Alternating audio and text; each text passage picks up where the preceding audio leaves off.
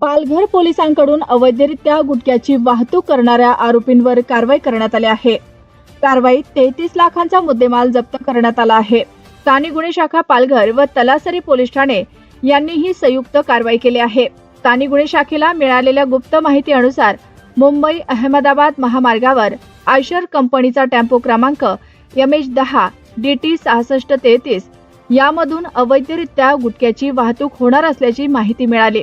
त्यानंतर स्थानिक गुन्हे शाखा पालघर व तलासरी पोलिसांनी मुंबई अहमदाबाद महामार्गावर सापळा रचून गुजरातकडून येणाऱ्या या टेम्पोला थांबवत तपासणी केली असता त्यात महाराष्ट्र राज्यात प्रतिबंधित असलेला एकूण 20,96,550 रुपये किमतीचा गुटखा मिळून आला. आरोपी टेम्पो चालक बाळू किसन गंगावणे वय वर्ष 50 राहणार कापसे प्लॉट संभाजी चौक कुपवाडा तालुका मिरज जिल्हा सांगली आणि राजू संजय कांबळे वय वर्ष 27 राहणार जुना Budhgaon road railway gate Sambhajinagar taluka Miraj जिल्हा सांगली यांना पालघर पोलिसांनी ताब्यात घेतले आहे. 20,96,550 रुपये किमतीचा गुटखा आणि आयशर टेम्पोसह एकूण 32,96,500 रुपये किमतीचा मुद्देमाल पालघर पोलिसांनी जप्त केला आहे.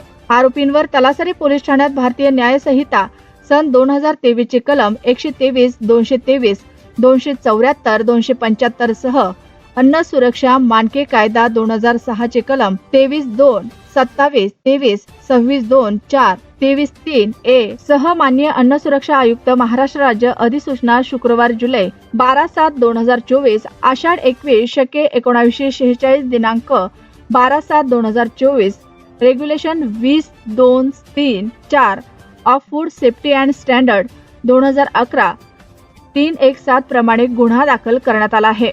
सदरची कारवाई ही पालघरचे पोलीस अधीक्षक यतीश देशमुख, अप्पर पोलीस अधीक्षक विनायक नरळे, उपविभागीय पोलीस अधिकारी डहाणू विभाग अंकिता कंसे यांच्या मार्गदर्शनाखाली पालघर स्थानिक गुन्हे शाखेचे पोलीस निरीक्षक प्रदीप पाटील, तलासरी पोलीस ठाण्याचे पोलीस निरीक्षक अजय गोरड, पोलीस उपनिरीक्षक राजड, पोलीस हवालदार चौरे, पोलीस अंमलदार घरत नेमणूक तलासरी पोलीस ठाणे तसेच पोलीस अंमलदार नरेश घाटाळ, बजरंग अमनवाड नेमणूक स्थानिक गुन्हे शाखा पालघर यांनी केले आहे.